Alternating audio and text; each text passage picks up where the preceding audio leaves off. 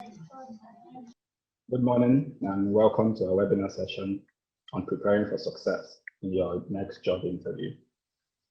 Getting a job interview invite feels like the job battle is half won, but at the same time appears to be one of the most critical stages of the job hunting process once you land the job opportunity. To move up the career ladder, you're required to successfully convert job interviews into job offers. Simple to say, but not the same when getting it done right. Once again, I would like to welcome you to this webinar session hosted specially by Berkeley Consulting Limited. My name is Prince Obiaku, and I'm the Human Resource Officer at Berkeley Consulting. For those of us that do not know Berkeley Consulting, we are a company with a special focus on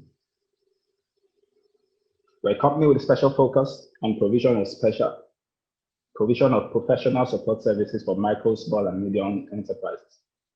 We also provide and manage outsourced labor, temporary or permanent, semi-skilled or skilled, for small and big organizations. Our services include accounting, HR, tax, labor outsourcing, and training. You can feel free to contact us via any of the mediums on your screen right now. You can send us an email, info@berkeleyconsulting.com, or simply walk in to our office at number 19, Carrier Estate Road, Isola, Lagos, Nigeria. Before we move on to the nitty-gritty of today's webinar session, I would like to familiarize ourselves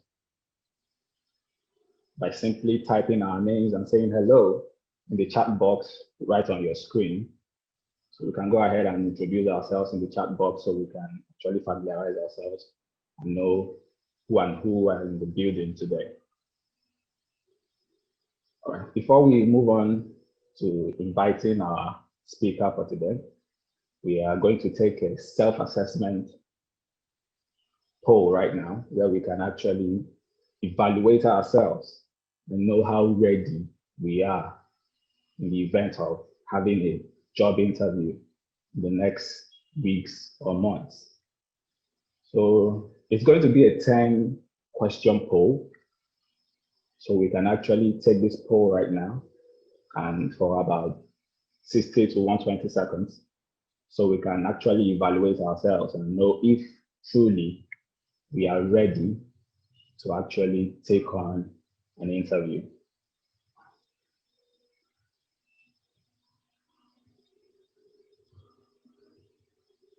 All right, the poll is right in front of our screen right now.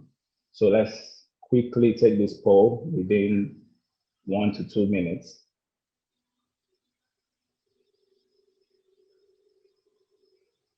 All right. If we have any challenges, we can kindly type it in the chat box and have it attended to. If you're unable to see the poll on your screen, kindly let us know in the chat box, okay?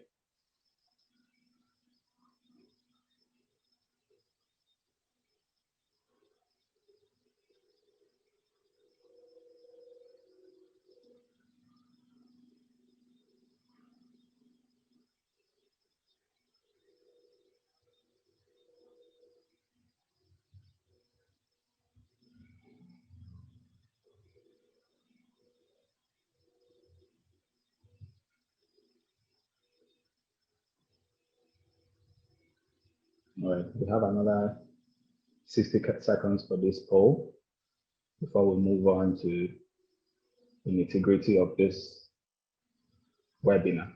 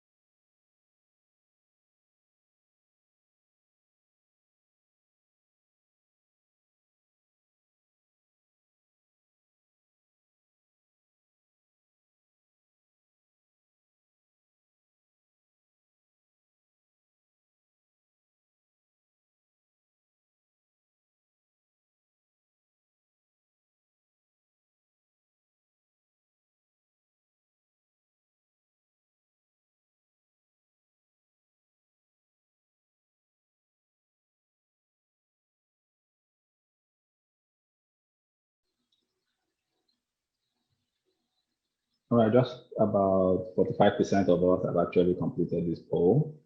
So we're going to give another 1 minute for the rest of us to take this poll before we move on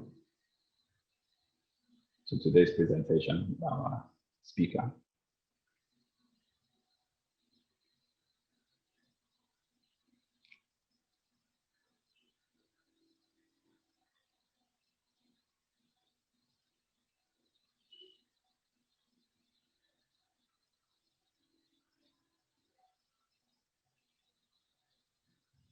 For those of us that know Berkeley Consulting, most of our webinars and trainings are always very, very interactive. We get to take polls, take exercises to make sure everyone is carried along in each and every one of our trainings. All right. Today is not going to be an exception. We'll have polls, we'll have exercises, we'll also have question and answer. For those of us that are not familiar with the use of Zoom, if you want to ask a question, there are two options. You either use the raise hand feature on your screen, or you type your question in the chat box where the host would actually read the questions and the questions will be answered by our speaker, okay? We'll have an hour presentation from our speaker and then take questions for about 15 to 30 minutes, depending on the time, of course, because we don't want to take too much of your time. So that's basically how this webinar is going to go.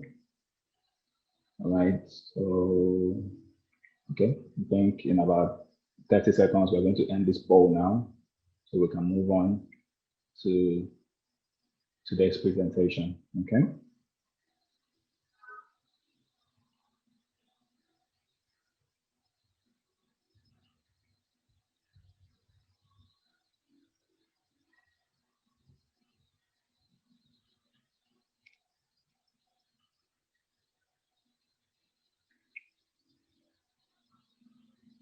All right, as we progress, during the course of today's presentation, we would have a special guest join us. Special guest join us during the progress of this presentation. So I urge you to hang around until our special guest joins us later on in this presentation.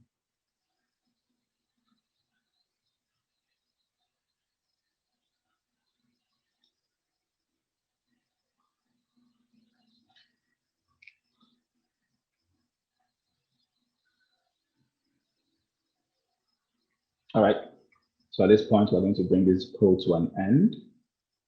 All right.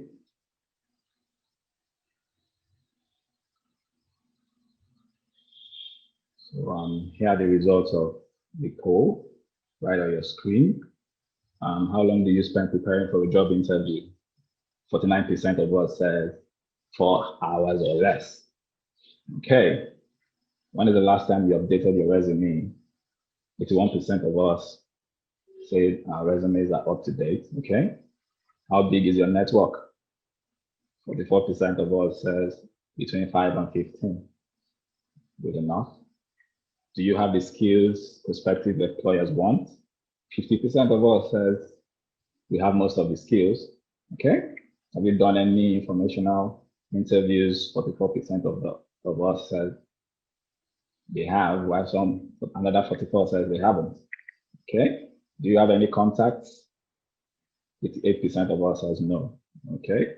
Which of the following do you have? 94% of us have the LinkedIn account, while 0% of us have a professional blog. Have you done an internship or had a full or part-time job? 75% of us had a job, either part-time or full-time. Okay. Have you searched for yourself on the major search engines? 69% of us says yes. I know the kind of job that I really want, but 88% of us says yes. All right. Thank you so much for taking this poll with us. All right. So at this point, we'll move on to the purpose of today's webinar.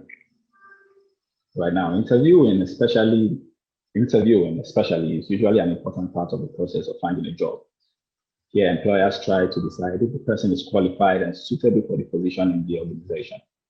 Job seekers also evaluate the people they meet, the questions they ask, as well as the locations, the commutes, and whether the jobs seem like good jobs for them. In the interview room, both sides of the process, the employer and the job seeker, have an opportunity to evaluate the fit with regards to the job role.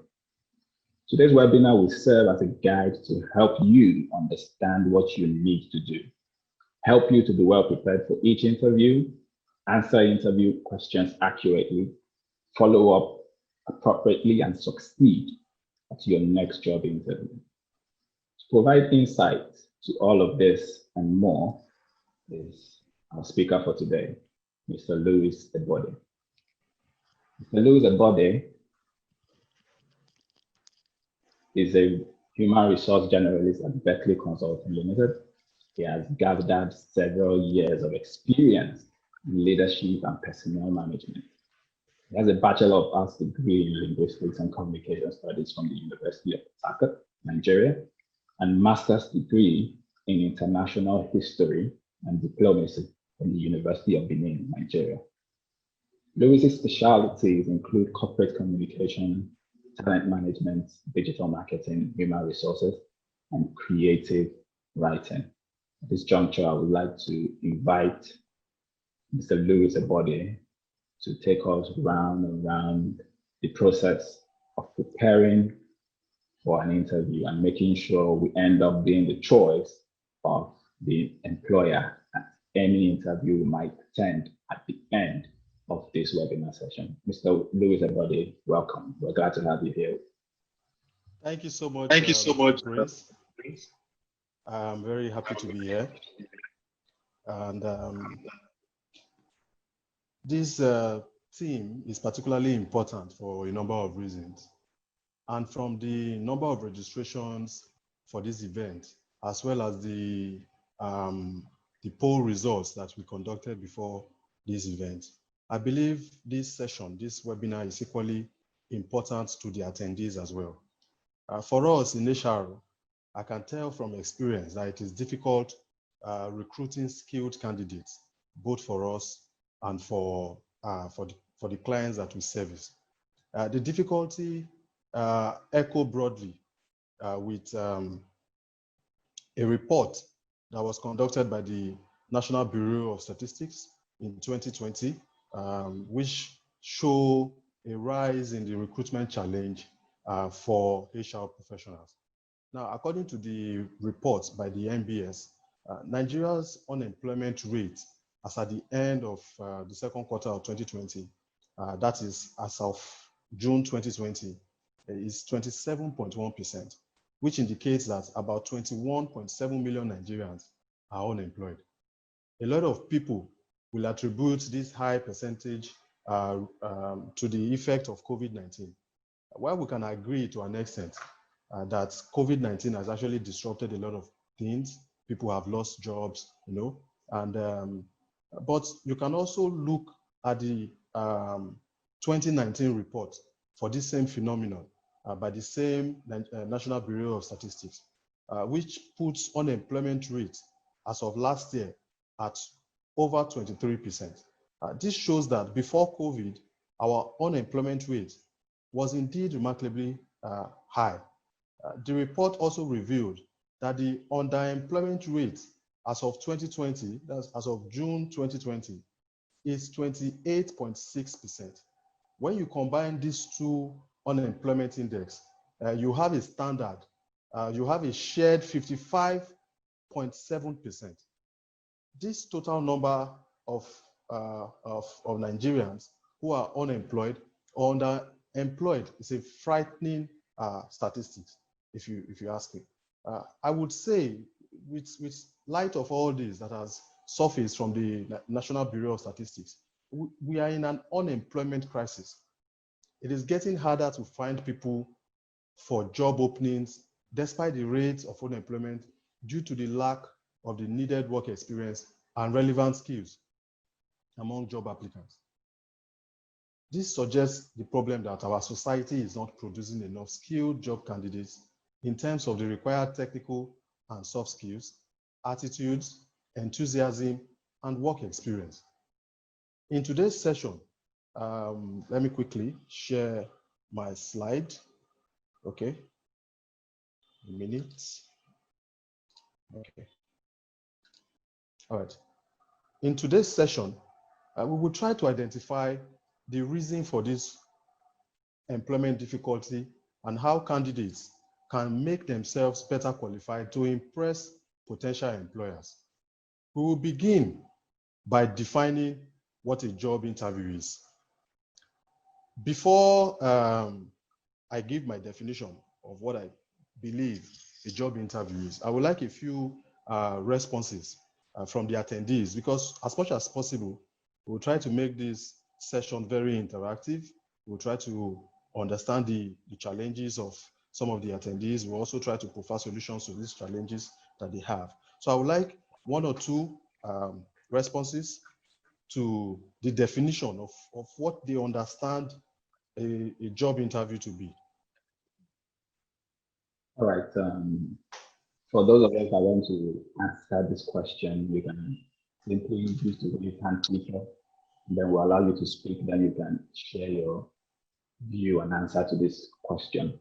We would like to encourage you to answer questions, because we always like our webinars to be very, very interactive, so we all can learn from one another as much as possible. All right, Grace Folashade Akimbami, you can go ahead and speak now.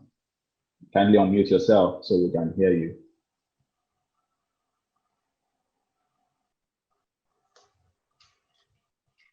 Grace Folashade, kindly unmute yourself so we can hear you. Okay, Grace, go ahead. Good morning. Good morning, Okay. Grace. Job interview is all about. Good morning. Are you not hearing me? Yeah, we can hear you. Hello. Okay. I said job interview is all about knowing the applicant, knowing about full details about who to be employed. The person should be able to tell more about him or herself. Why the person want the job? Okay. That's a very good one from What Grace Folashade. sort of environment would the person like to work with? A lot of questions. Yes, the person will have done research of the kind of job he applied for and able to prove him or herself of those qualities by asking all those questions to know whether the person fits for that position or not. So that physical interview is necessary to know what. Thank you. All right. Thank you so much, Grace. Thank you very much. All right, Kabir. Before we get the next person, Grace said something at the end. She said rather that physical interview is necessary. These days, with the advent of COVID, a lot of things are done remotely. Yes, but the essence is to achieve the same purpose. So what is the purpose that we're trying to define? So we can take another response. All right, Kabiru Ganiu, please unmute yourself so we can hear you. Hello, good morning. Hello, Kabiru, good morning. Yeah, Kabiru Ganiu is my name. The question is, what is job interview? The answer to the question from my side is that it is an assessment or an evaluation of the would-be employee of the organization. So the company wants to know whether the person is capable of the job they want to give. So, and in that interview, the applicant is expected to express him or herself that he has knowledge of the position or he has an idea of the position. Thank you. And he also, there's okay. No, you can go ahead, Mr. Kabiru, if you are yet to finish. Okay. I'm just trying to say that, okay, and it's also an avenue for the applicant to know about the company he or she is about to work with. So at the interview, that's when the two parties are going to know each other. Yes, Thank you. That's very brilliant from Mr. Kabiru. Job interviews it's a conversation which occur between a potential employee and a potential employer. That is why I agree with Kabiru, who said it is an opportunity to assess the candidate. As well, it is an opportunity for the candidate to assess the employer. This situation is trying to learn more about people, trying to learn more about each other. That is what a job interview is. As much as a matter of fact, when we organize job interviews, it is very interesting for us. Usually in most of our interviews, it is very, very interactive. We try to understand the candidate, and the candidates too try to understand us, why we are doing this. So we ask a lot of questions. We try to really dig into the candidate. Now, for this interview, for this webinar session rather, the learning outcomes will be to discuss how to prepare for interviews and identify what employers want from candidates, evaluate interview questions and how to answer them, explain the aspects that impress employers. So these are the learning outcomes. At the end of this webinar, these are the things we expect the attendees to have taken from this webinar. This is like the take home for the attendees. Now, before we begin, I would like to take a quote from Arthur Ashe, who said, "One important key to success is self-confidence. An important key to self-confidence is preparation." I'd like to get comments in agreement or disagreement from our attendees. This is a quote from Arthur Ashe, that one important key to success is self-confidence. An important key to self-confidence is preparation.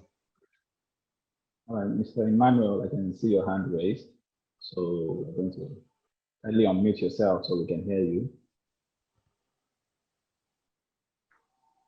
Hello, Mr. Emmanuel. Hello. Good morning, all. Emmanuel. Good morning. Yes, I just typed my response to the meaning of job interview via typing. I just dropped it there. And to respond to this, one important key to success is self-confidence. That's true.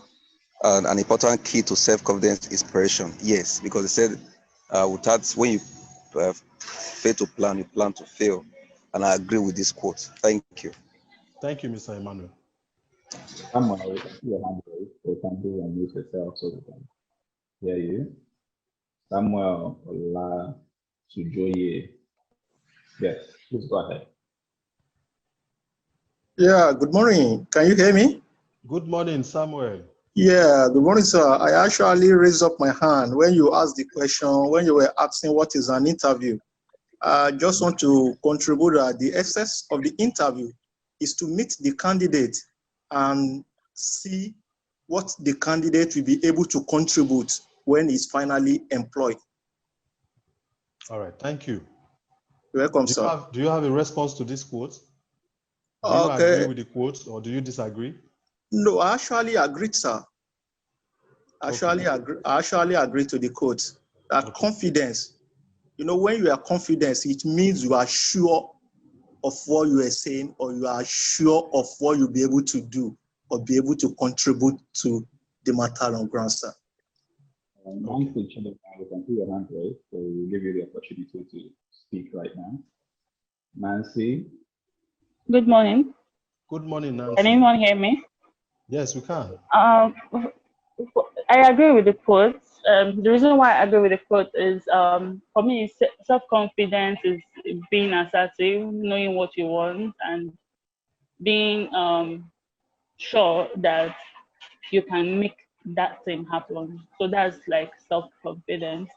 And in preparing yourself, what connects preparing yourself to self-confidence is that you must have assess to yourself to be able to know that, okay, yes, I am capable of doing this.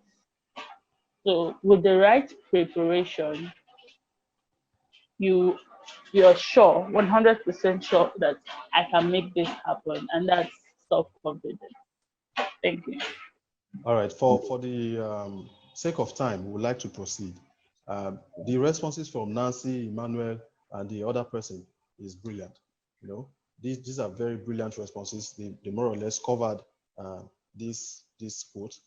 For you to be assured, for you to go into any endeavor, for you to go into any place, for you to interact with any person and be sure of positive outcome, you need self-confidence. And for this self-confidence, what drives it is preparation. If you are not prepared for anything, you are not likely to get anything.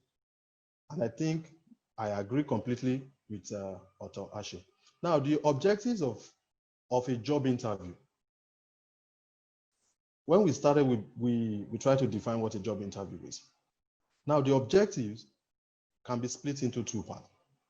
The objectives from the side of the employer and the objectives from the side of the candidate. Now, the employers want the best candidates. That is the overall objective. Now, the employers will assess the candidates on skills, qualifications, and experience. They will also check the candidate for the right attitude to work. They would also check the personality that matches the job expectations. The candidate, on the other hand, would want to check what the opportunities and benefits are. Why do I want to work with this company? Does this role fit into my career objectives? So these are the considerations, both from the employer and from the candidate. Now we'll move forward quickly.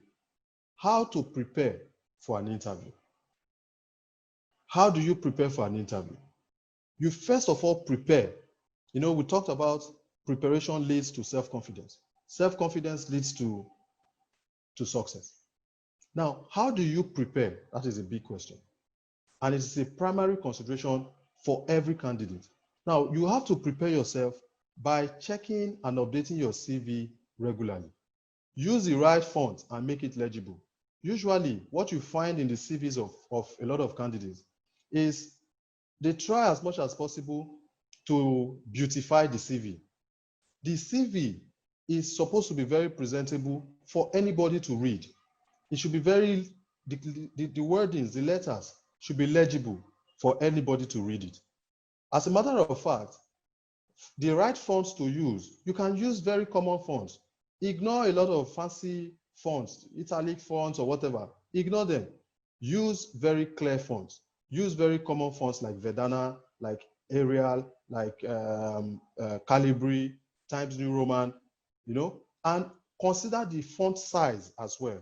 For Calibri, the minimum should be 11, font size 11. For Vedana, the minimum should be font size 10.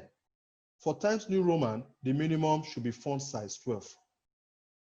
You know, these are the considerations that you must have, because usually in modern day interviews where they have applicant tracking systems, these applicant tracking systems, ATS, are designed in such a way to recognize only specific fonts, common fonts. Now, if you have very fanciful fonts like Georgia, Tahoma, and the rest of them, this applicant tracking system will not be able to correctly read the content of your CV. So it is important to have your CV in clear and readable font. Check for inconsistencies and mistakes. You know, you say you as part of your skills, you identify attention to details. You have this and that on your CV. These are things you have to apply in real life. You have to look at your CV. You have to also check if there are mistakes on your CV. If there are mistakes on dates, if there are mistakes on your name, if there are mistakes on your phone number, your email address, your home address, whatever it is, check it properly for consistencies and mistakes. If you are not very sure, you can actually give it to another person to proofread to check. You can include your achievements and actual work done, not job description. Now, what we have oftentimes is people listing job descriptions. There are generic job descriptions, for instance. You say you're a marketer. You have worked as a marketer. You include it in your CV. and you go somewhere and you include, your job description as a marketer, that is not what is obtainable, because if you are probed, if at the point of an interview, you are probed based on what you put down, you will find out that you are unable to respond to some of these things because you have not actually done them. What we have found out often is that when we quiz candidates on the items on their CV, even if it is 3 things you do at your current workplace, 3 things is enough. If that is all you have done, don't include 10 if the other 7 are just things you think will just make the CV look very attractive. So these are the things you have to consider. You have to know yourselves. You have to know your skill. You have to know your qualifications. You have to know your actual experience. What skills do you have? Particular skills. You have people listing several skills because it applies. That is a common thing to include in interview. I can do this and do that. People will include proficiency in Microsoft Excel, Microsoft PowerPoint, Visio, and the rest of it. Actual point of an interview, if you do a check, you will realize that they are unable to do these things. So you have to include specifically the things you have to do. Like we said at the beginning, you want to impress the employer, but you don't have to impress the employer falsely, because as a matter of fact, at the point of an interview, potential employers actually detect lies. And when that is detected, it becomes a minus on the part of the candidate. Now you have to check job boards, websites, groups for employment opportunities or for job opportunities. Constantly, there are job websites. You have Jobberman, you have My Job Mag, you have Hot Nigerian Jobs. You have several of them who constantly post jobs, paid jobs or free jobs that people list on their websites. And they have newsletters that they send on a daily basis. You can subscribe to their newsletters to get notifications on these jobs, that you don't have to go to their website all the time. Once you subscribe, the newsletter comes to your email. You have to look at the jobs that they have listed the previous day, jobs that are still ongoing, jobs that have a timeline for see all of these things. So you have to subscribe to these newsletters. Know the organization. Often people just stumble into the interview room with no knowledge of the potential employer. It is embarrassing usually for the employers that you have walked in, you have said you are interested, you want to work for me, but you do not know what I do. What does the organization do and how it is done is very important to the candidate. You have to check the websites of the organization. You have to check for news. You have to use your you have to check their social media pages. You have to do all possible to have sufficient information about the employer. Now, you have to study job requirements, read the job descriptions. A lot of times, people forget, maybe for the want of trying to apply for many jobs at the same time or within a specific period, they just go, as soon as they see the job opportunity, they go straight down to check for how to apply. That is the interest to most people. They do not check the job description or what has been registered against the job opportunity. You have to be sure, you have to read these things. You have to know if these are eligibility, if you qualify for the job. You have to check the eligibility criteria before applying for this job. It is not enough to just go down to look at how to apply and just apply. Because if your application is checked against what has been listed, your application will not even go beyond the first stage if you do not qualify for the eligibility. People like to count on luck. Yeah, perhaps I'll be lucky. But these are the very important things, because the employer, as a matter of fact, wants to be very thorough in the selection of potential candidates for interview. Now, you have to understand the terms and conditions of the job as well. What is the remuneration? What is the benefit? What is the reporting style? Are you reporting to somebody directly? Are you working on your own? Are you occupying a managerial role? Are you going to supervise people? Is somebody going to supervise you? You have to understand these things. You have to also check the context and environment. Where is the job? Is the job in Lagos? Is the job in Abuja? What is the nature of the job? You have to understand these things by considering the terms and conditions of the job. Now, understand the skills that the company considers. In the job advertisement, they will list the certain skills and requirements that are obtainable for the job. You have to understand the industry and industry strengths. You have to know these things. You have to understand the industry regulators. You have to practice answers to relevant and routine questions. These are the things that will prepare you for an interview. By the time you have run through these lists to prepare yourself for an interview, you more or less realize that you are prepared for this interview if you get the chance to be invited, because you have gone through all these things. You have checked your CV, you have understood the industry regulators, you understood the industry, you also know the skills and that the company also considers. You know the job requirements, you know the terms and conditions of the job. So you are not shocked about many things at the point of interview for the role. Now let us check how communication is during an interview. Now, as a matter of fact, communication is in two forms: the verbal communication and the non-verbal communication. Now, you have to communicate audibly and confidently. You don't have to jitter. You are not on trial. It is an interview. You are trying to know the employer. The employer is not trying to know you. Nobody has put you in a witness box. Nobody has put you on trial. You are not to be convicted. So why do you shake when you go for an interview?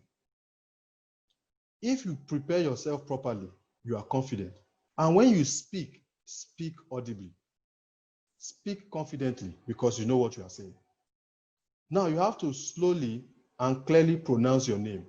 We know in our context, because of some of the names that we have,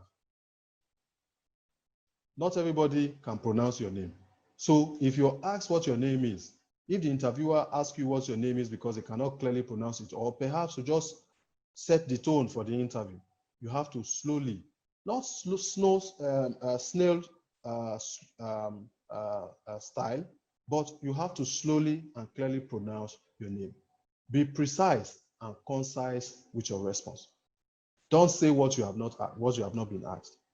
Don't respond to what you have not been asked. Be very precise with the questions you have asked you. Go straight to the point. Like they say, keep it short and simple as much as possible. All right?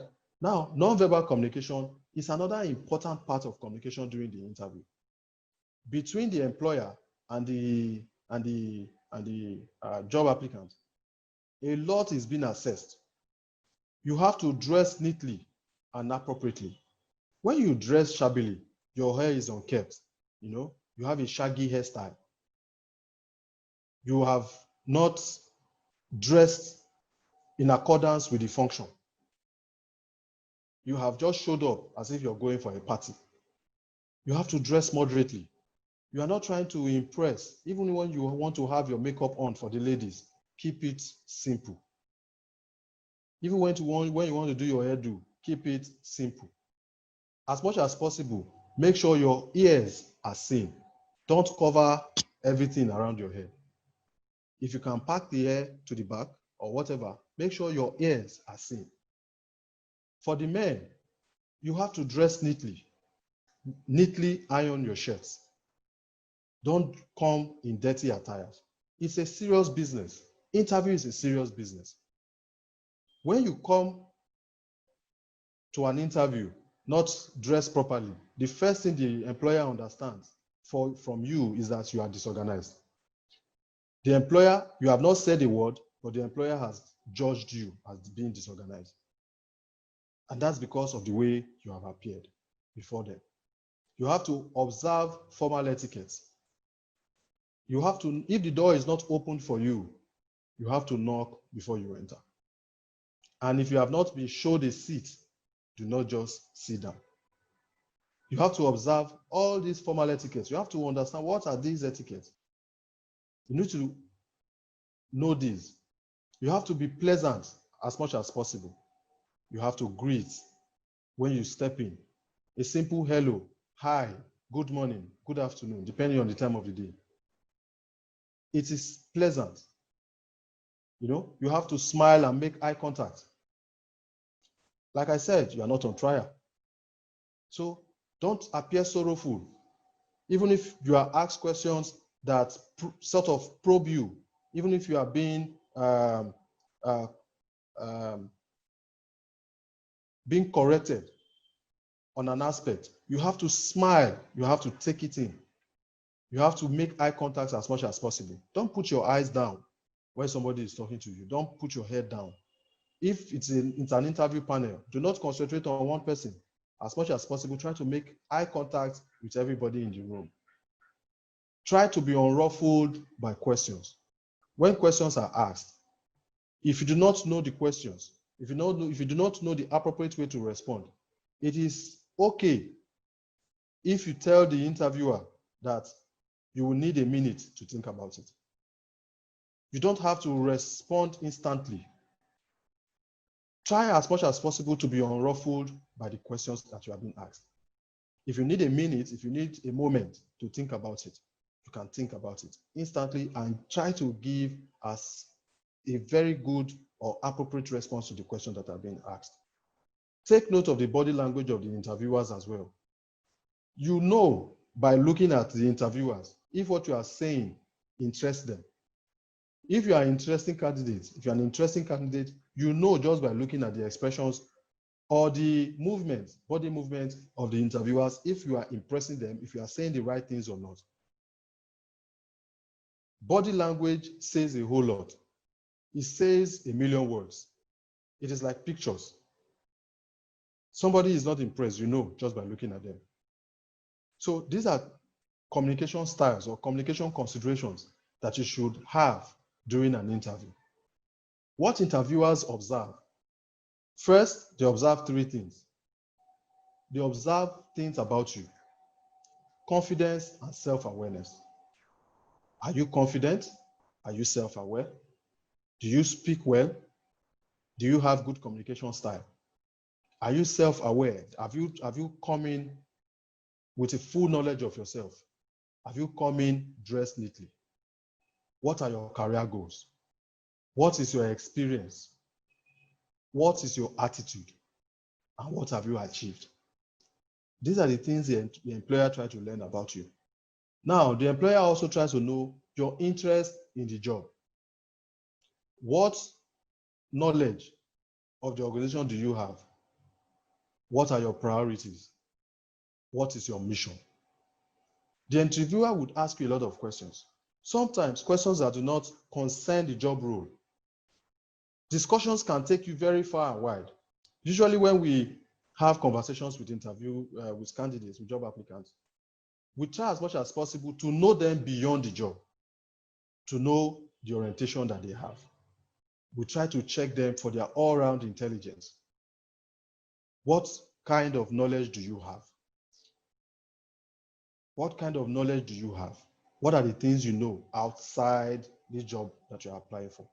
So these are very key things for the interviewer. They try to observe these things. Now, there are behavior-based interviews. Behavior-based interviews check you for behaviors. They try to check your previous behavior, using it as a rationale to measure your future behavior. What have you done previously in your former place of work, in your academics, with people, relationship? What have you done with people around you? Have you been in conflict with people? Are you the type that gets into fights easily? Are you very legalistic? These are the key things the employer tries to understand. Why did you leave your last job? You know, these are very key questions. You would think they are not taken note of. As a matter of fact, before being considered, in some cases, before being considered for the physical or remote interview or virtual interview as we have today, the employer will send you another form to include why you have left your last job, your current remuneration, and your expected remuneration. These are to measure your attitude, your behavior. The employer also checks for emotional intelligence. How do you respond to situations? How do you respond to issues? How do you respond to conflicts? How do you respond to troubles, to problems? Are you able to improvise? Are you able to solve challenges on your own? Do you have initiative? These are things that the employer also tries to check for. Now, the employer also checks for situations that demonstrate the skills that are important to the organization. If what is listed is technical skill, do you have it? Relevant technical skill against the job that you have applied for. Do you have the practical skill against the job that you have applied for? Do you have the soft skill against the job that you have applied for? As a matter of fact, when we try to recruit marketers or salespeople, as simple as a sales experience, the fact that you have sold bread before is key to us. That you have sold a pen to somebody is key to us. It shows that you have sales skill. It shows that you have the sales experience. We do not really, we do not consider if you have actually worked in an organization as much as possible, even if you have sold in the market. It is a sales skill. So these are practical skills that the employer looks at. Technical skills, the employer also looks at them. Soft skills, the employer also looks at them, because all of these combine to make the ideal candidate. Now, in the course of an interview, there are questions that will appear as though they are probing you, as though the employer is trying to know too much about you. He's trying to understand you beyond what you have put on paper. Do not be wary when you are being probed, when you are being asked some questions. As a matter of fact, we do it a lot in our office. In our case, we read through all you have put on your CV, and we ask you questions, particular questions, to identify if what you have put in there is real or not. We try to identify scenarios, situations that you have applied some of the things you have put down. We try to know you as much as possible. So when you will have these situations where questions are being asked as though you are being probed, you have to understand a simple technique. It is called the STAR technique. You have to know the situation. What is the task? What action did you take? And what is the result of the action that you're taking? You have to know these things. Now, as a matter of fact, I would like to give a situation, an example, when you had to persuade, this is like a question to an interviewer, a sample question. Give an example of when you had to persuade others to your point of view. Now, the ideal response using the STAR technique is, I was part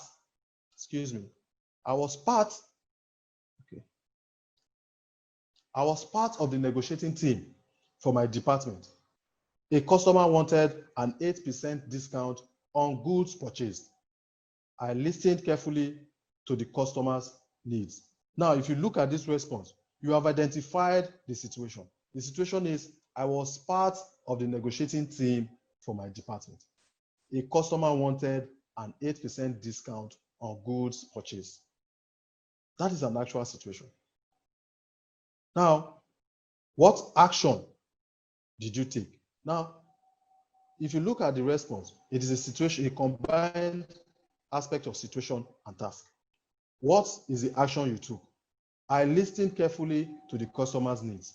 I collected data to support my argument on why 8% was unreasonable. I presented analytical data to support our position for 4% versus 8% reduction. I also worked with management to change some requirements so it will be less costly for the customer. And what is the result? The final agreement was for only a 5% reduction. I learned the importance of really listening to the customer, collecting and analyzing relevant data, and getting management support for my plan. When you give this sort of response, the interviewer is very impressed, identifying that you have solved a problem against a situation that arose, using an initiative that you have applied, which is the action. Usually, when we ask questions, what we have is either yes or no.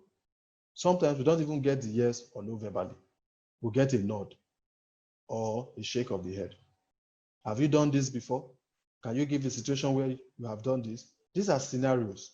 These are questions that try to apply scenarios, because some of these scenarios would suffice as in the course of doing your job.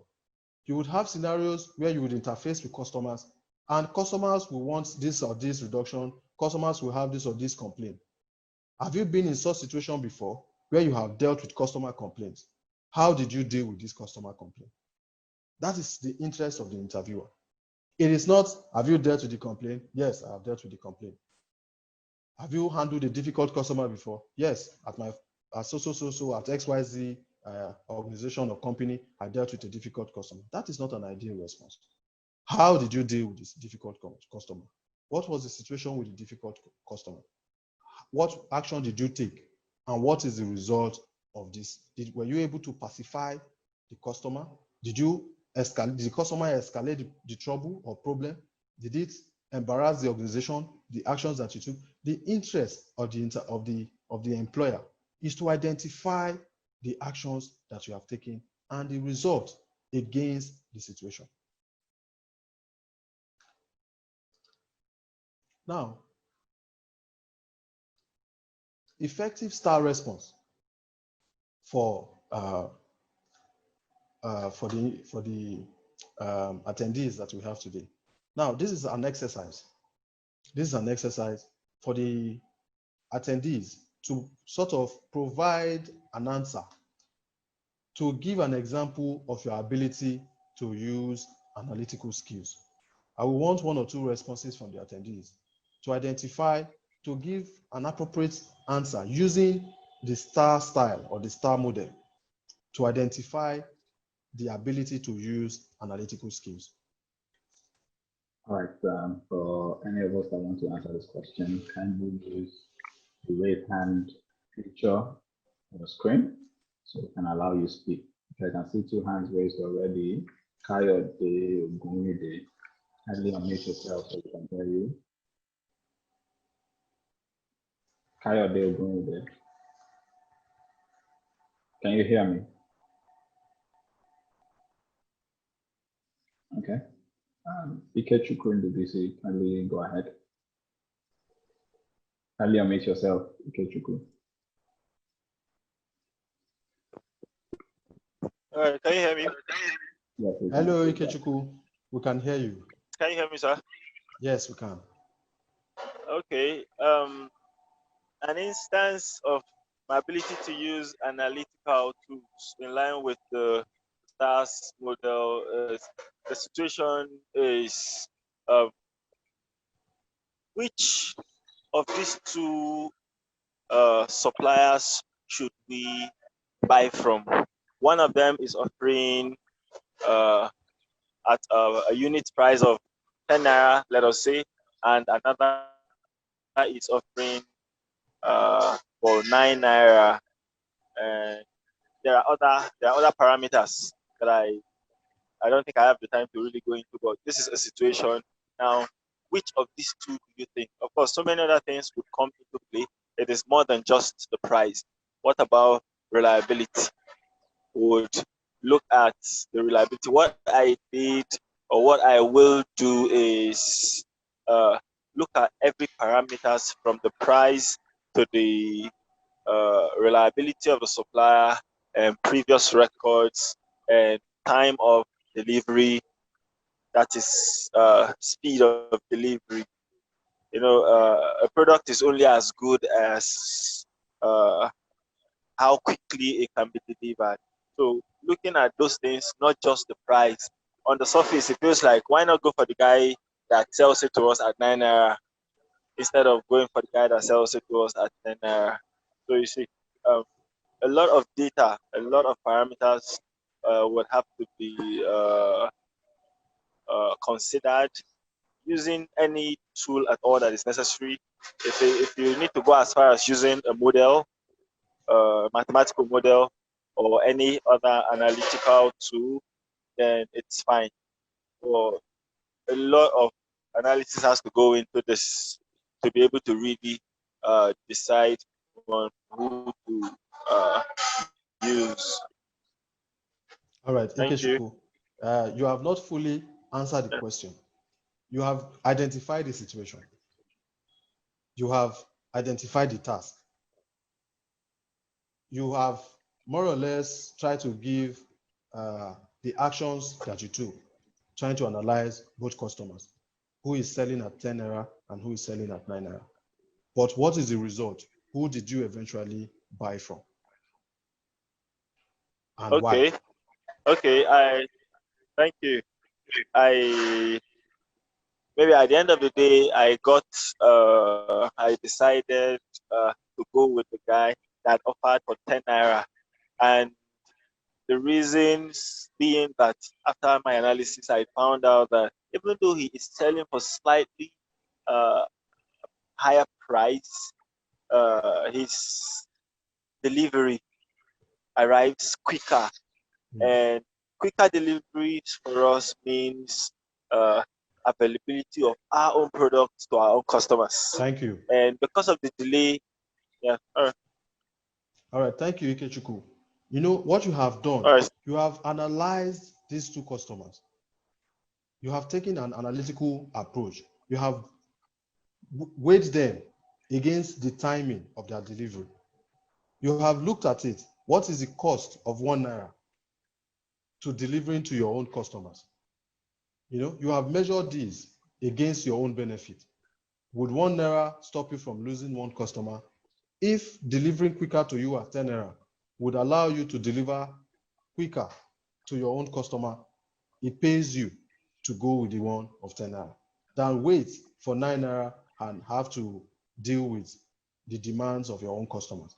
So you have applied this STARS model of responding to questions, because the end is to see the results that you achieved with the process, with the actions that you took. What was the outcome, or what is the outcome? Now let us take another response and we'll move forward. All right, great, Polachade, please unmute yourself so we can hear you speak.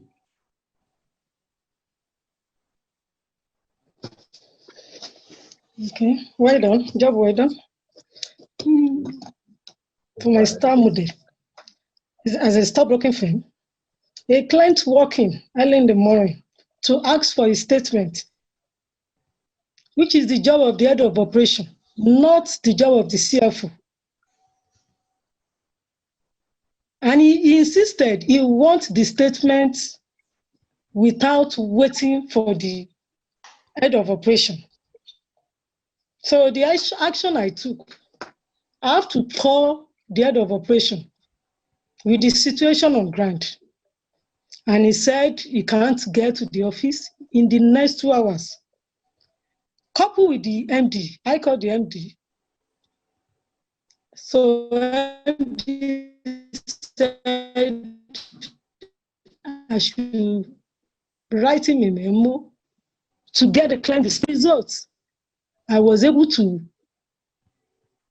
get the statement for the client without seeing the head of operation, and which is not my job, but I did it with all this action. Thank you. Thank you, Grace. What you have told us, first thing is you are cross-functional, that you can do roles that are not even yours directly. And at the same time, you are result-oriented. Because if you have to wait for 2 hours for the head of operations to respond to the client may have been embarrassed. The waiting period may have tired out the client. And it could have caused issues for the company. The MD would hold you responsible. You were the one that was contacted. If you had the ability to do this, if you had the skills to produce this, why didn't you do it? And now that you have done it, the result is pleasing both to the client and to the company. So it is very important to have this at the back of your mind. When you are responding to probing questions, you have to identify what the situation is, what the task is, what your actions are or were as it may, and what results ensued from this situation. You have to identify all of this, because putting all this together would present your personality to the employer or the interviewer. Now, we'll move forward to evidence-based skills that employers need against the actual skills that you possess. Now, if you say in your application that you have communication skills, what is the evidence of your communication that you have applied these communication skills? If you say you are a good team worker, you have to give evidence of situations, instances where you have worked in a team. If you say you have leadership, what is the evidence of your leadership experience or your leadership skill? Have you led a team? Have you led a committee? Have you led a sales team? You need to identify these things. The employer wants evidence for the things that you have listed. You say you have initiative. Have you done something that brings out your initiative? Have there been a situation where you have raised money for charity? You say you have problem-solving skills. Have you dealt with difficult customers? Have you solved the problems of people who have approached you? You have to give the instances. Do you have IT knowledge? Do you know how to design websites? Yes, I know how to design websites. I know how to design flyers. I know how to design this. I know how to create emails. I know how to do all that. These are relevant to your IT skills. Your commercial awareness. What sales experience do you have? So these are evidence, because it is not enough to list your CV. It is not enough to have so many things listed on your CV if you cannot actually provide evidence in defense of what you have put down. Then more or less you have not impressed the employer.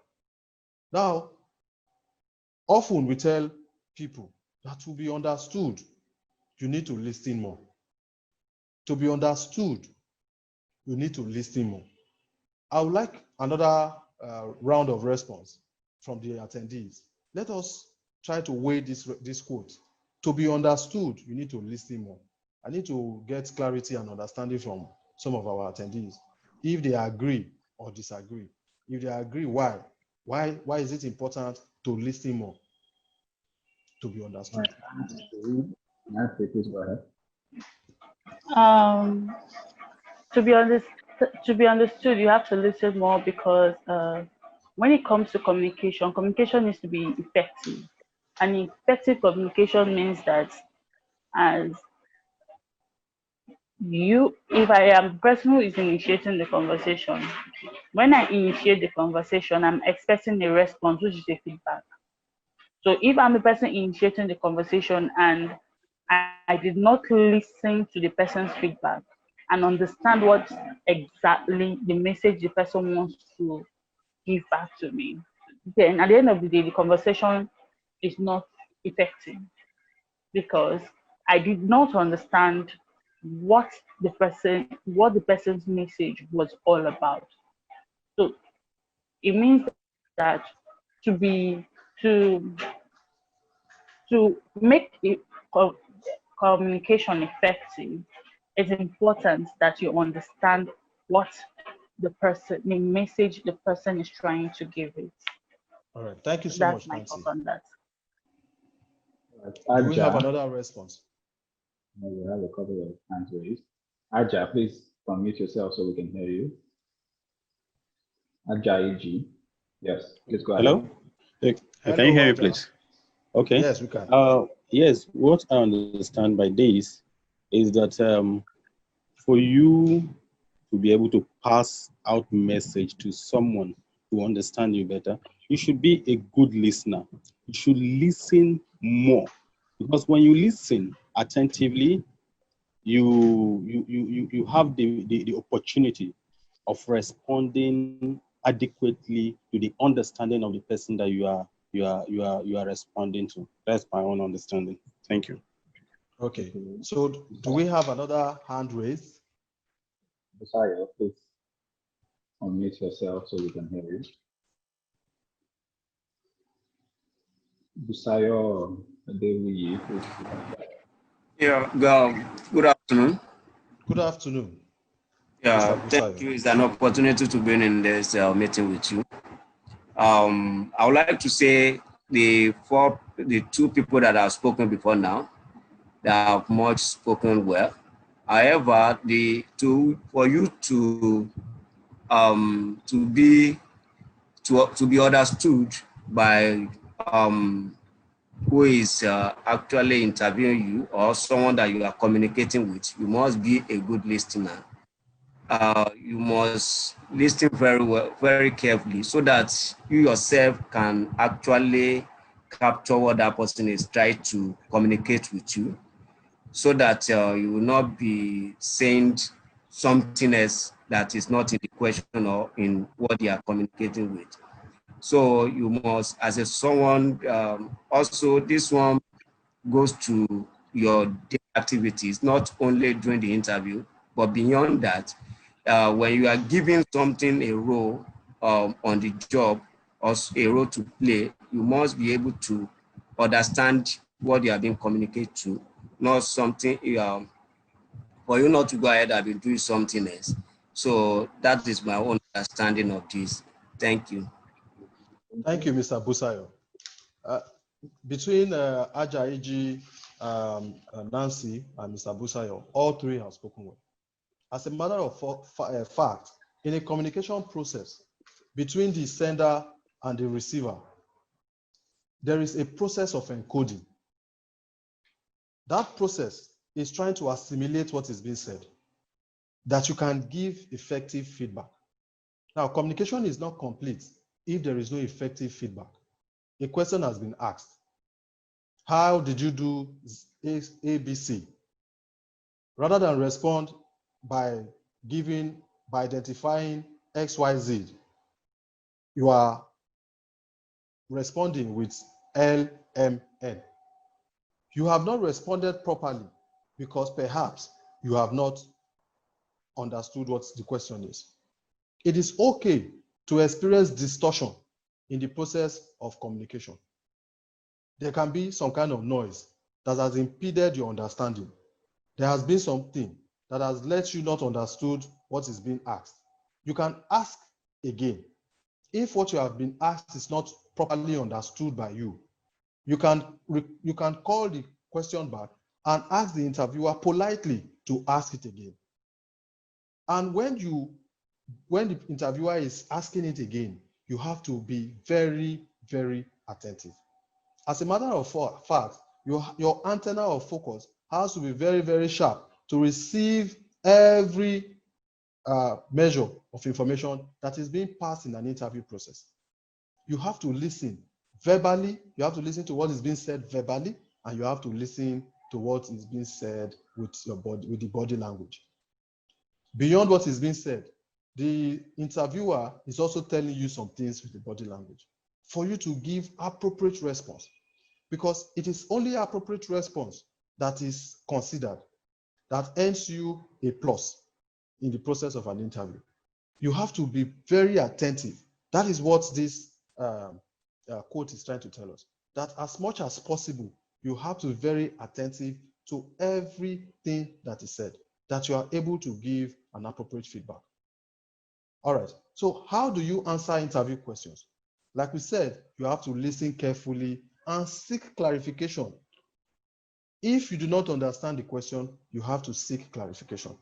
You have to illustrate answers with example and evidence. We have said that before. You have said you have to do this. The questions that are going to be asked are based on what you have put on paper or what you have proposed. This is what I can do. This is what I say I have done. Now, when they ask you these questions, you have to present it with evidence. You have to be very positive. Tolerate constructive criticism. As a matter of fact, we have had cases of interviewing people and they get offended. They are not happy in the process of interviewing them. The interviewer is trying to get, the interest of the interviewer is to get the best candidate. As a matter of fact, the interviewer will ask certain questions deliberately to test you, to test how you respond to situations, to check your temperament. Now, if you are not positive, if you do not take constructive criticism well, there is a chance that if you are offered a job, when you are criticized for a job you have not done properly, rather than correct it, rather than effect the changes, you will damn the consequence. Everybody can go to hell. This is what I want to do, and I'm going to go ahead to do this. You do not take constructive criticism. This is part of an interview. Sometimes an interview situation can appear as if it is a prosecution, depending on what the interviewer is trying to retrieve, trying to understand you, trying to understand your personality. All of this is deliberate. The interviewer does not know you, perhaps, and does not just dislike you for no reason. The interest is to get the right fit for the job. Now, you have to keep your answer specific and brief. I mentioned before, you have to keep it short and simple. Take time to respond. I also mentioned before, if you are asked a question that you do not know the answer, it's okay to even admit you don't know the response, the answer to the question. It's okay to admit it, and you can learn from the interviewer. It is also okay to ask for a moment to think about the appropriate response. Be alert to interviewer's body language. The body language says a million words. Beyond what is said, you have to look at every movement of the interviewer. You have to speak clearly, smile, and show enthusiasm. Show you are interested. Show you are there. You are equally serious for that occasion. Nobody sets up an interview to waste anybody's time. So likewise, if you go for an interview, don't go there as though you are there to waste the time of everybody. You have to show that enthusiasm. You have to show that interest, that commitment. Now, there are certain common questions that are asked. Tell me about yourself. This is usually the first question you are asked after your name. Tell me about yourself. The employer or the interviewer have your CV in front of him or her. They have, in fact, perhaps they have looked at it before you came in. They have analyzed it before you came in. Now, you have to define who you are. What we usually get is that people will say the position in their family, who they are, the state they have come from, their ethnicity, the tribe, their religion, and all that, etc. People will just bring all this and say they have said a lot about themselves. Some would even try to say where they have worked. All these have been mentioned in your CV. The interviewer sees them already. What the interviewer wants to know, what are your strengths? What are your personal goals? And how can you be an addition to the company? This is a moment to sell yourself.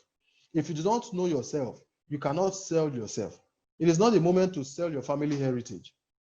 It is not a moment to sell the number of or your ethnicity or to promote your religion. That is not the moment. It is a moment to display your strength against the job requirement. What are your goals?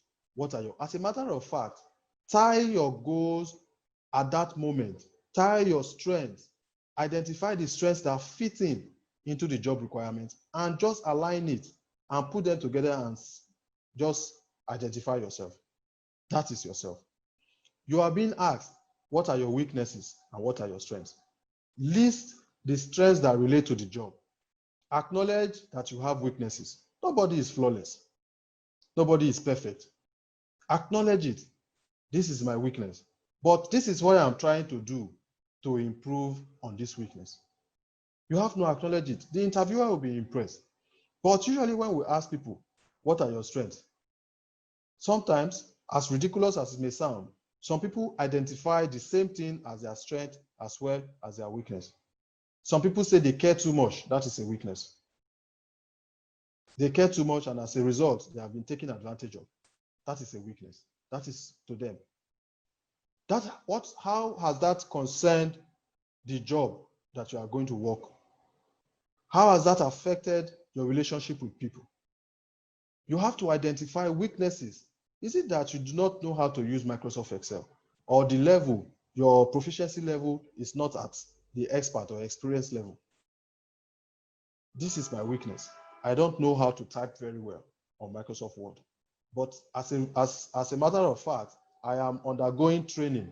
I am undergoing tutelage on how to use Microsoft Excel or Microsoft Word adequately. I don't know how to do this. I don't know how to do that. But this is what I am doing to correct it. What do you want to, why do you want to work for the company? This is another very common question. Why do you want to work for the company? Some will say because the company is popular. The company is known.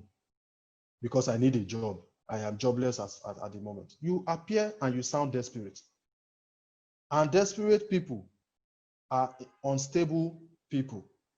They frighten employers. If you appear desperate in the course of the interview, you frighten your employer. The employer begins to put a lot of scenarios in place if you are hired.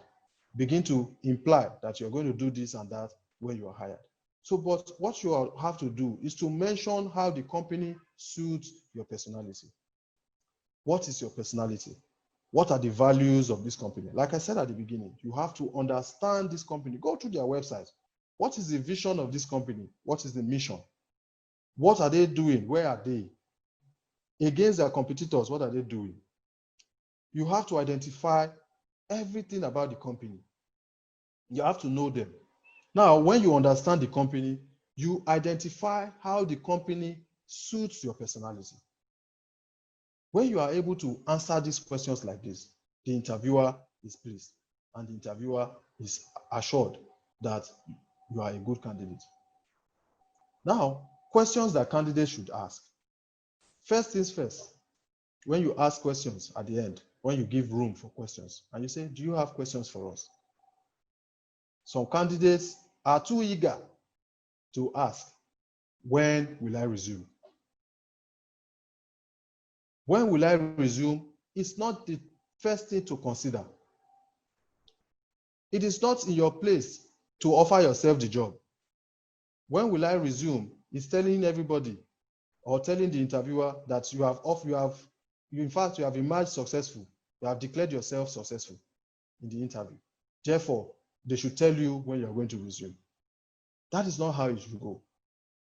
There are questions that are key, far more important and weightier than the question of when will I resume or how much is the salary. When you say that, it shows that you are too money conscious.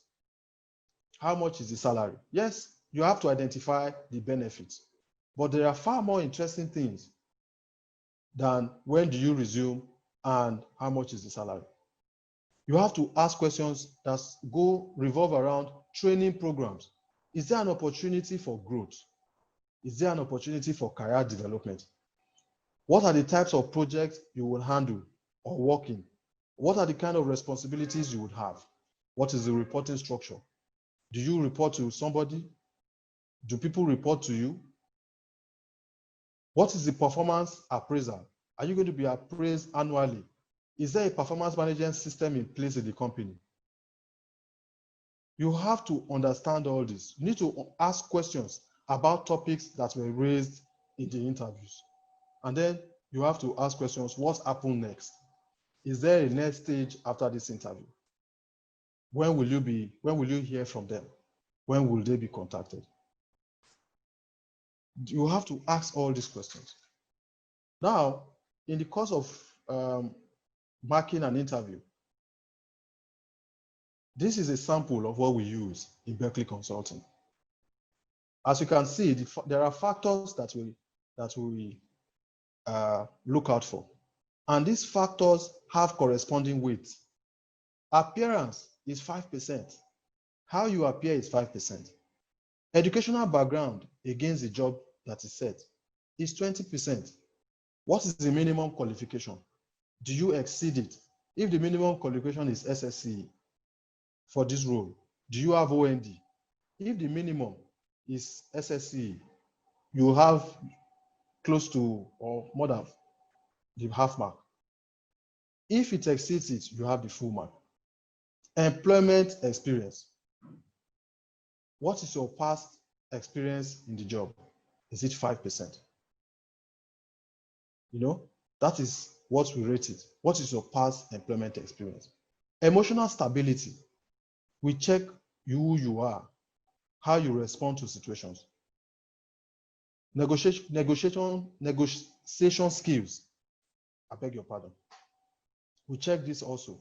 Now, this sample, as you see on your screen, it is specific to certain jobs. We tweak it according to the job requirement. Sometimes, if it is not related, if negotiation skills is not necessary, we remove it and replace it with something else. Is it mobility? Does the employer want somebody who is mobile, who can be transferred easily, who likes to work in anywhere, who likes diversity? We replace this. Is it learning skills, learning abilities, your availability in terms of when you can fully resume? What is the notice period you can give? Is the job expected to be filled immediately? Is it expected to be filled in 2 weeks' time? Is it expected to be filled in 1 month's time? If you say you are available immediately, you get the full score. If you say you are available, if the job has to be filled immediately and you say you are available immediately, you get the full score. If the job has to be filled in 2 weeks and you say you are available in 2 weeks, you get the full score. You see, salary does not carry any weight. And you can see, as much as possible, that your employment experience in this particular format, in this particular sheet that is on display, is not so high as much as educational background, emotional stability, and negotiation skills or learning abilities. These things vary. If the client we are trying to recruit for, or ourselves, if what we are looking for, if our particular emphasis is not on education, employment experience, if it is on education, if it's on qualification, if we are looking for a chartered accountant, for instance, and we say we are looking for a chartered accountant, we do not look mostly. What we try to do is, you have identified what you are looking for, a chartered accountant. You identify it and you give it the rating. If you want somebody who can do XYZ specific jobs, what you identify is you prioritize the employment experience over the educational background. So these things can change, it can alter based on the job requirement. So what you have on your screen is a sample of the interview marking sheet that we use. Now, when all of this is calculated, it brings, it tries to identify who the person is and if the person's score is enough for the job that is going to be filled. Now, what constitutes a bad interview impression? Poor personal appearance, as we have said countless times. How you appear is also very important. Your address, or most cases, it is not the same as in an interview. Whether you dress shabbily or not, you are dressed the same way. But you have to be conscious of what you look like and how you are appeared for the interview. You should not have negative attitude, indirect, using excuses. I came late because, you should not have this kind of attitude. You should not have a lack of interest and enthusiasm. Otherwise, you should not be there. It's better to not show up for an interview than show up and have that lack of interest and lack of enthusiasm. You will not get the job. It's better you are not there. Lack of preparation. If you are not prepared, you have wasted your time. You have wasted the time of the interviewer. Poor knowledge of the role also constitutes bad impression. Failure to give concrete examples of the skills that you have. You have listed these skills, like I said before, listed these skills on your CV, but what is the example? What is the instance where you have applied these skills? You are unable to provide it. You have given a bad impression of falsehood. You have told lies. Overemphasis on money and reward. It shows that, therefore, that if you are not happy, that you can easily be unhappy in your job if the money is not enough for you. If you emphasize, if you prioritize money over your personal development, over learning, it can be a bad impression for the interviewer. Lack of career plan. You don't have a plan. Anywhere you go, anything goes for you. Today you are here, tomorrow you are there. Most times you are neither here nor there. You are switching jobs every month. You do not have a career plan. What is the career plan? So these are very key things that you need to understand. Now, as part of modern day interviews, before you even get to the point of physical interaction or conversation with the interviewer, they set up what they call a psychometric test. Sometimes it is web-based. It is web-based. They set this up alongside an applicant tracking system where two things are checked. Attitude, that's the personality, and the aptitude of the person. You are given verbal comprehension, verbal reasoning, numerical reasoning, diagrammatic reasoning to check your aptitude. You are also given personality questionnaires to look at personality style. No right or wrong answers are also put in place. Be spontaneous. Don't try to second guess. Tests include built-in checks. These are robotic mechanisms that have been set up by the employer or by the interviewer to check for your personality and your aptitude. Now, you can practice using online tests on www.ul.ie/careers. Now, at the end of the interview, you do not ask, like I said, when can you resume? Express your gratitude at the end. Request to know when you will learn of the next step. Resumption is not for you to determine. It is for the employer. The next step is your consideration. Review your own performance. What went well? What did you say right? What didn't go well? What didn't you say right? What went badly? What you wish you had said? You have to review your responses. Sometimes, giving it a second thought, you will realize that there are things you should have said that you didn't say. There are things you shouldn't have said that you said. It helps you to review yourself. It gives you the opportunity for self-assessment. That at the end of the day, when you have another interview or when you have another chance to discuss with the employer, if there is a next step, you know what to say and what not to say because you have reviewed your performance. If you can, request feedback. And as key as it is, use it. If after an interview, you have not gotten a feedback, you can ask for it. If the feedback is given, take it objectively and utilize it. So we have come to the end of our interview. At this point, I will hand over to the host, Mr. Prince, to entertain questions and comments. All right. Thank you so much, Mr. Lewis. I'm sure it's been very, very engaging for our participants being here with us since the start of this presentation today. At this juncture, we will take questions, as many questions as we can, many questions as time allows, of course. So if you have a question, kindly use the raise hand feature or type your questions in the chat box, and then we'll read them aloud to everyone's hearing. But before we start this session, I would like to invite Mr. Joshua Obini. Mr. Joshua Obini is the CEO of Berkeley Consulting, and he would like to join us in this phase of this webinar.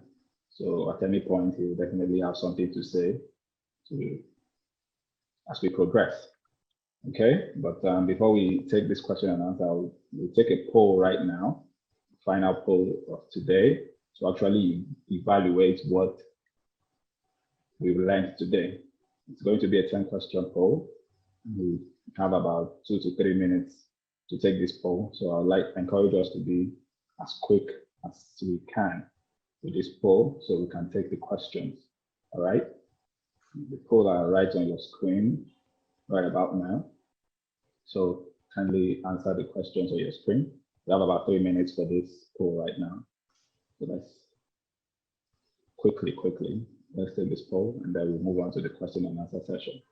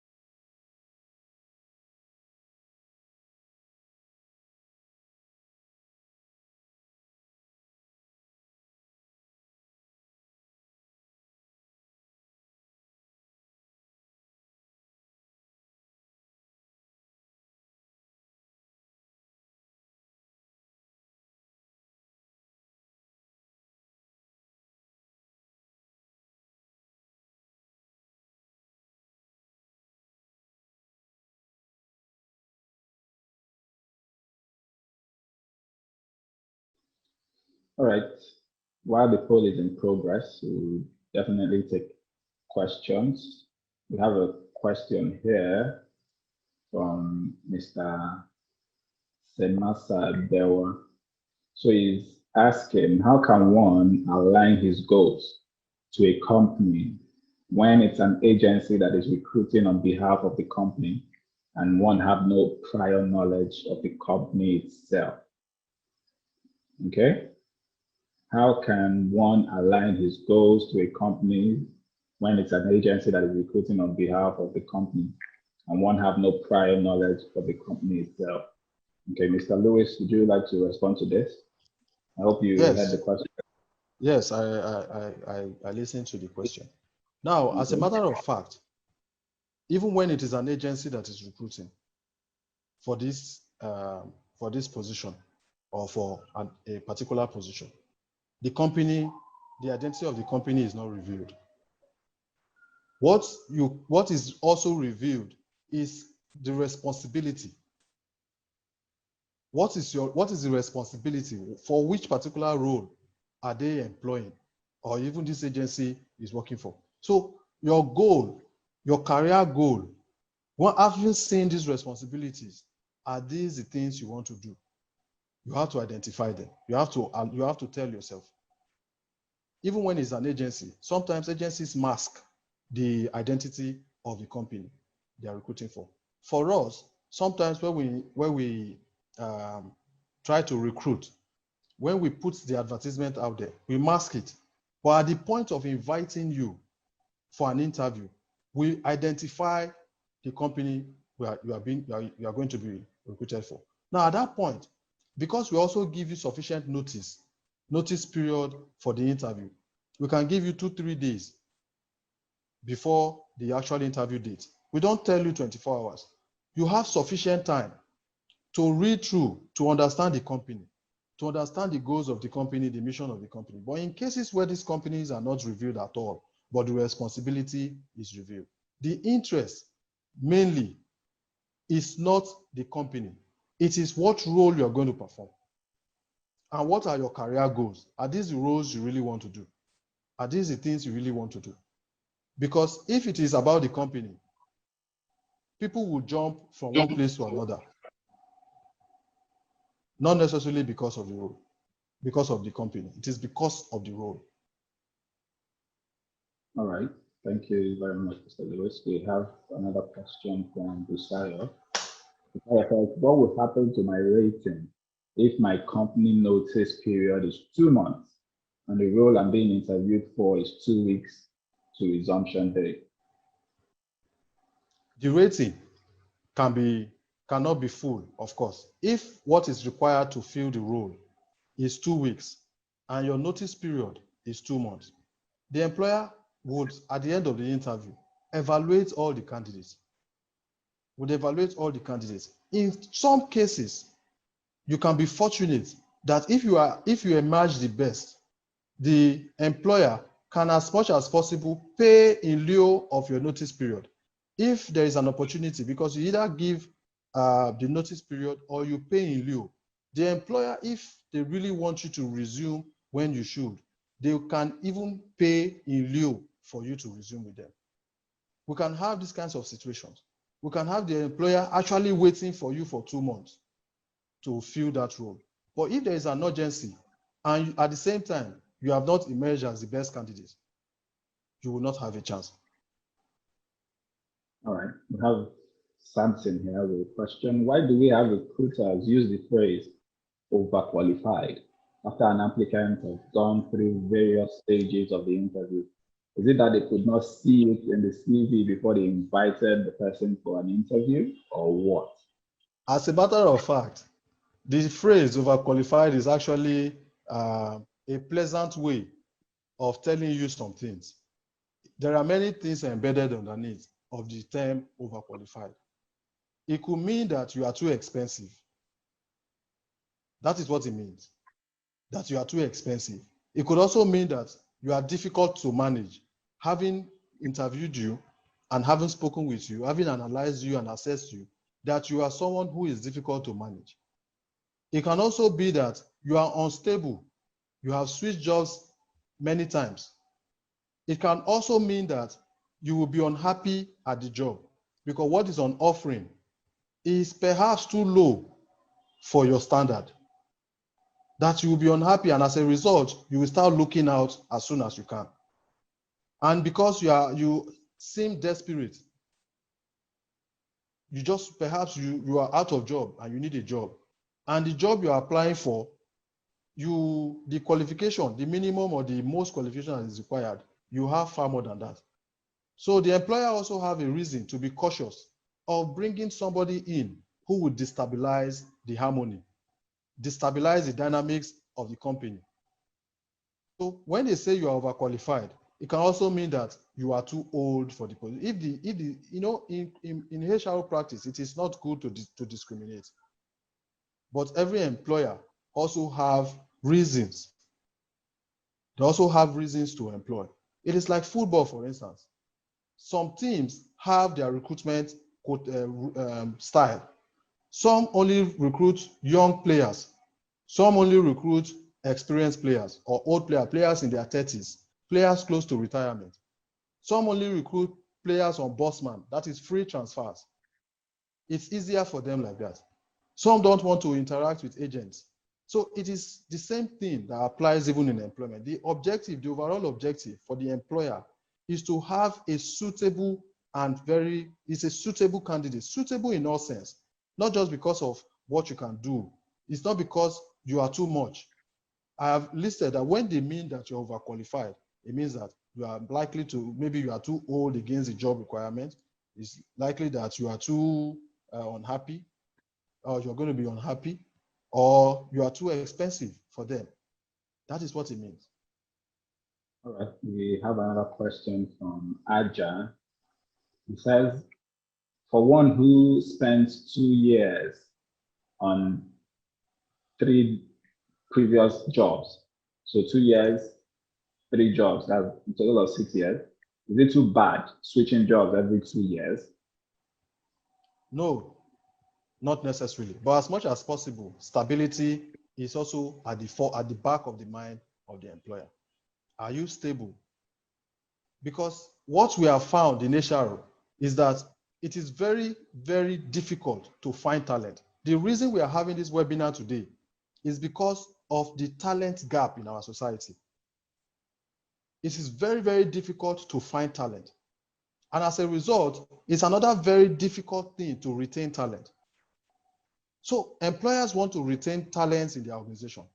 So if you have the tendency, like I said, if you have an antecedent of jumping from one place to another, that is a past behavior that can define your future behavior. It's behavior based. What is making you move from one place to another? You also have to tell yourself. So the employer is wary. You are moving, you have changed 4 jobs in 2 years.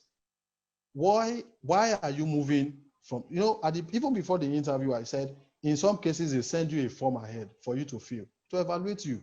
Why are you? These are parts of the assessment that the employer puts to check the suitability of the candidate against the job. You might be moving for the right reasons, but at the same time, stability is key at the back of the employer. Okay, we have another question from Kabiru. It says, when a question is asked about salary, what should be the right answer? When a question is asked about salary, say your what. And as a matter of fact, if it is above the standard that the employer has set against the job, if it is above it, you would also be told that it is above it. If it is, usually it can be a drawn out negotiation. If you are the best, employers are not afraid to break their wage bill. And as a matter of fact, salary structures are based on what the company can pay. So it may not be because the company thinks that you are, what you have told them is 150,000. That is your minimum expectation. What the company can pay is 100,000. As a matter of fact, some companies can try to meet you in the middle, can try as much as possible to move beyond their set target or their set budget. If you can come below, it happens, it's a negotiation. But companies will not break their bank to satisfy one person. And there are also wage dynamics within the setup. If you are coming in and your expectation is too high, higher than the dynamics in the setup, it upsets the setup, and it can be another thing that the employers looks at. It is not a minus for you. As a matter of, I guess Mr. Ogbimi is trying to say something. No, you can go ahead. All right. It is not a minus for you that you have stated your worth. And that's why when this case of overqualified, the question of overqualified was answered, I said that perhaps you are too expensive. And that can apply. If you are too expensive for the company can say it. Not every company is flexible with their budget. All right. Emmanuel, I can see your hand raised. Kindly unmute yourself so we can hear you. Okay, thank you for this interactive session. It's really helpful. The first question I have is, in my previous employment as a developer, I was able to achieve 20% revenue increase, all right? But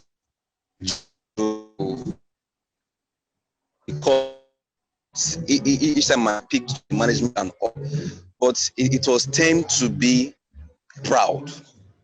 It was tend to be this guy, and it started giving me some issues from some persons, and I had to resign and leave.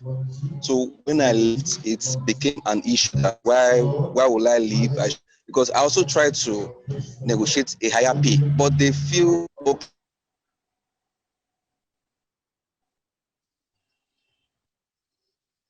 All right, I think Mr. Emmanuel is having some. All right. The question I have for Mr. Emmanuel is this: when you say 20% revenue increase, what was the revenue of the company before, and what is the difference of 20% that you added, and the salary increment that you are requesting for? What percentage of it is it in the revenue of the company? Because as much as possible, companies also have to be run sustainably. Sustainably, as a matter of fact, yes, you may have deserved it. You deserve compensation for this and that, for work that you have done, Like I said, it is the ability of the company to pay. 20% increase in revenue may not necessarily mean that it has to be spread across salary increment. There are other factors that the company also consider in terms of its sustainable management. All right, thank you very much. Hello? Yes, we can hear you, Mr. Ogbimi. Yeah, let me make a comment here. When it comes to salary increase, employees are very, very touchy. Salary increase is for the future. Because there was 20% salary increase, what the company can do is a bonus, for instance, where we have so much money this year, this month, and so we want to show appreciation to the staff, and we can give more money. But if there was 20% salary increase, and the cost of the increase, like Louis said, is not sustainable, it's a one-off opportunity that came up, and we got that increase. If the company goes ahead to increase salary because of that, that would be a mess, because salary increase is always for the future. It's not for the past. Now, the company made 20 million profit this year. Come and increase our salary. That's not the idea. But you are correct. The company made 20 million this year. Give us some bonus. That's correct. Next year, if we are going to increase your salary in December for next year, it must be based on the outlook of the company for next year, not the last year profit that you made. So a lot of things are taken into account when you talk about salary increase. And it's not straightforward. The 20% increase in revenue the guy talked about, what about the cost? Is it 20%, is it profit, or is it just revenue? That sales went up by 20% does not translate to 20% profit. What of the associated costs that was involved? So at the end of the day, the money that really came as profit out of which salary can be paid may not be as much as the 20% increase in revenue that is being talked about. But I think that workers should just do their best and expect that the company will also do its best, to increase salary when necessary. Beyond that, is working well is not only about salary increase. Other things can come too that can make employees happy. I mean, the employer happy, so that it will be a win-win situation. Thank you, Mr. Obini. We have Ajibola raising, so allow Ajibola to speak. Ajibola, please go ahead.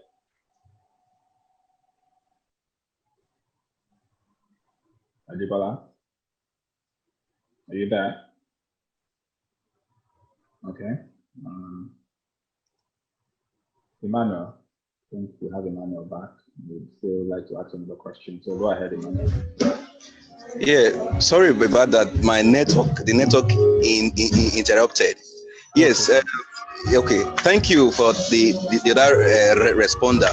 Yes, the increments was in profit, not in it was in profit. And also, I understand what you just said about bonuses. I think that should have been a suggestion to me and not the way I was handled. All right. That's by the way. Thank you for that response. On the second question, as a business developer and it says executive, you enter into a company because the HR pleaded with you that they know that you have experience, but just come and help us like a startup. And you entered into the company, and within 4 weeks, you are able to generate new leads and close one deal. All right. Is it not? Will it be term rude or voracious? Let me see what. So it's okay. Now we're able to do this. You've tested my ability in these 6 weeks. Will it be wrong to say, okay, the pay that we talked about, because the promise upon performance KPI is going to increase the pay, and you now bring it to the table to remind the HRO. With proper that the HRO see you as I don't really know the word to use. I don't use a negative word. Or is it not the right of an employee to negotiate as things increases? Thank you. Okay, let me take that too, Luis. Are you there? Yes, I'm here. Yes, I'm here. Let me take that. There is no right of employee to negotiate increase every time there's an increase in the company's income. There is no such right that exists. That is the first thing to do. Your right is with the salary that has been agreed with you. Now, when the company decides to give you more in terms of bonus and all that, because it has made more money, it's benevolence. But having said that, if there's an agreement that when you perform, you'll be rewarded, then that agreement should be kept by the company. But this agreement should not be verbal. It's not HR convincing you that just come and help us. After 6 months, you can close a deal, we'll see what we do. No, that will not be enough agreement. Enough agreement will mean a proper documented agreement that will say, okay, when you make so much, you get so much. For instance, if you close a deal that gives the company so much money, you get 2% of the deal, and that is written down. It is that kind of deal that you can hold on to. Okay, I've closed this deal, and it's so much. Based on what we agreed, I deserve 2%. If that is what you're asking for, nobody will query it. But if there's no such agreement, they just say, just come and help us. And now you close the deal, you're asking for salary increment. Why are you employed in the first instance? You don't have to close this. You're employed to close this. So why is closing a deal something so special? In order for it to be special, it must be documented at the beginning that for every deal you close, you get 2%, you get 1%. In that case, the company is obliged to keep it. But without that, if you are the one assessing yourself that you have closed a deal, you have made so much money, and so you deserve more of it, you may be wrong because you may not have all the information about the company, information about the cost, all that went into the deal, and other things that the company is also doing. You may not have that information. So because you don't have that information, I will advise that if you are not in that environment now, for the future, if you are in that position, insist on documenting agreement properly. Look, if I close a deal, if it is 20 million, I get 1%, 2%, and it's in writing. Once that is done, then you can hold the company responsible for it. But without that, it will be rude really for an employee to be coming up each time he see that there's some increase or some revenue in the company to be asking for increase. No, because if the company also goes down, money is not coming as much as before, they want to pay your salary. So let's not look at employers as very bad people who don't want the good of the employee. And of course, the employer and the employee should partner together to make the company grow. But in the hands of properly documented agreement, you don't really have the right to be asking for money every night. All right, thank you, Mr. Obini. Now we have a question from Ajibola here. It says, can I ask about salary structure and increment at the end of the interview process? Mr. Lewis. All right. The question from Ajibola Medina. Yeah. It is proper for you to know the terms and conditions of work. But it is not at the point of interview. I don't know the situation that Ajibola is requesting for asking this question. Talking about when they ask you, okay, do you have any questions for us? First, you have to ask about salary structure. If that is it, if it's been said, you can ask about it. But requesting for increment at that same table is another ball game entirely. You have asked for salary structure, you have been told. But asking for increment, that's another issue. It is not proper. All right, thank you, Mr. Lewis. Do you have any other question? Okay, let me add to what Mr. said. Let me just add to it. Are you there? Yes, we are. Yeah, let me just add to it. You know, like we said earlier, I don't think it is appropriate to let salary and money be the dominant role in the interview. When you're asked to ask a question, in my view, I'm not legislating, salary should not be the key thing to ask. You'll be smarter if you're asking about performance level. How do you reward performance? How do you measure performance? You know, you ask questions that will show that you are coming in to perform. You are coming in to add value. But if your question is dwelling on salary structure, how much salary, what is the structure of salary, and all that, you'll be giving yourself up as looking for money too much. After all, you will have been told the salary for the position, or you will have been asked to quote the salary that you want. That is sufficient. In my view, when you are asked to ask a question, add value to the company, that will show that you want to know how to be assessed. For instance, how do I know whether I'm working well or not? That would be a good question, because they will tell you what is on ground about the company. So I support what we said. It's not the proper thing to do.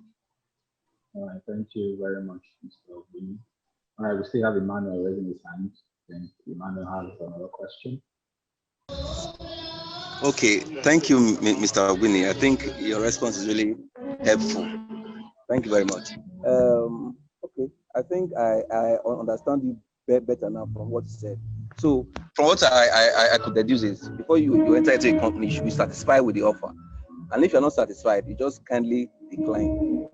Because getting yourself involved and trying to now do other things, like you said, same rule. No problem. Thank you very much. And secondly, the question I have is also, you've been engaged, but you've already started working, but you are yet to sign the offer letter, but you started delivering already for the company. And the HR is not making any effort to even say, okay, come and sign the offer letter. How do we reconcile this? Thank you.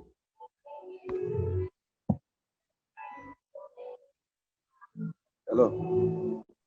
All right, thank you, Mr. Please. Well, I didn't get his question. Okay.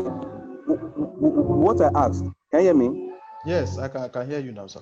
Okay, what I asked is, you got an offer and you started working in an organization already, because they see that yes, you can live and you have experience, and they give you free onboarding. For the pre-onboarding process, they gave you a project, and you were able to deliver. And during your board, you've not signed the offer, but you've been you've already started working already, and after 1 month they pay you your remuneration, but you've not signed the offer letter. How do you reconcile that? Is it safe for the employee or the employer, and how do we do that? And also the employee now is not saying that the offer letter should be reviewed because he or she is not comfortable with the initial agreement because he has not signed it. What you are saying, Mr. Emmanuel, has legal implications. I would appreciate if you can turn off your mic. All right, thank you, Mr. Emmanuel. What you are saying has legal implications. You have not signed the offer letter and you have started working. You have been paid and you have not signed and returned the offer letter, the offer of employment. And because you think that you have brought in money, you want to capitalize on that situation to request for more, that the offer letter after 1 month should be reviewed. That is not proper HR practice. And as a matter of fact, the HR of that company is culpable. That you have not signed and returned an offer letter and you have been paid for work done and assumed as a staff is wrong, is not proper.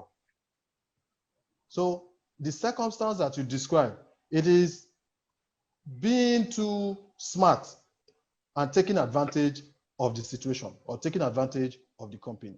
The company have not done well by paying you and allowing you to work and conclude deals when you have not fully determined that you are an employee of that company. So in what ground, in what capacity are you coming to request? As a matter of fact, they can let you go after that 1 month. You have not been determined as a staff of that company. They have merely paid you for work done. It's like providing a service. So when you request for increment, then you are taking advantage of the situation. Hello, are you there? Yeah, sure, go ahead. Are you there? Yes. Let me just add to what we said. That's very correct analysis. In addition to that, if you work for an employer who has not engaged you officially and you are collecting salary 1, 2, 3 more, it's assumed that there's a contract based on the salary you are collecting.